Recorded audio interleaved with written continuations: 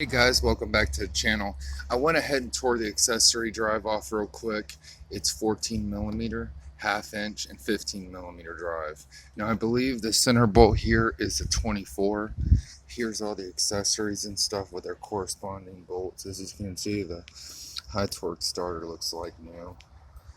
Now the starter's removed. I'm gonna have to get those bolts there on the inside of the torque converter, the 4 bolts. I'm gonna have to spin it by the crank to get those 4 little nuts off.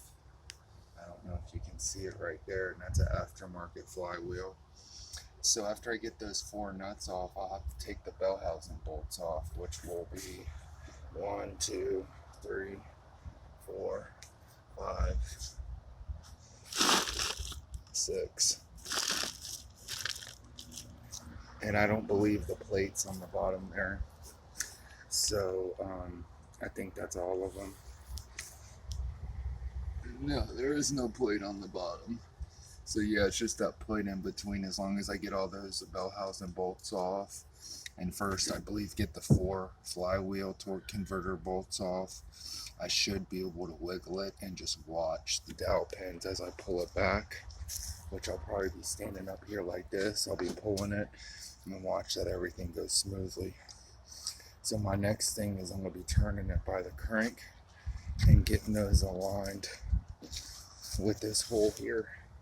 I'm going to get my Milwaukee impact and impact one at a time out and keep turning it, which will take probably all of about 5 seconds. I'll do that right now.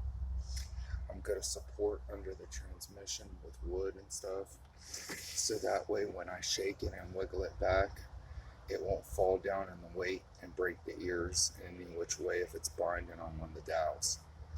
So this is a particular point where you could crack one of the ears on the transmission. I don't want to prevent from doing that.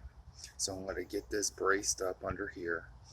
I'm going to first turn it by the crank and release those 4 torque converter nuts off of the flywheel so I can wiggle it out.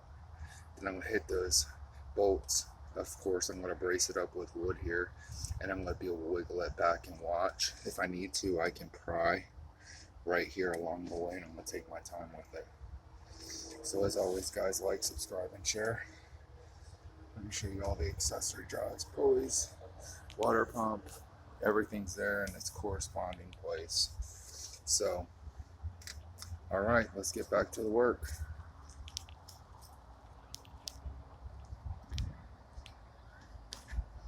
As always, guys, keep on dreaming. This is the 306, 307 motor build.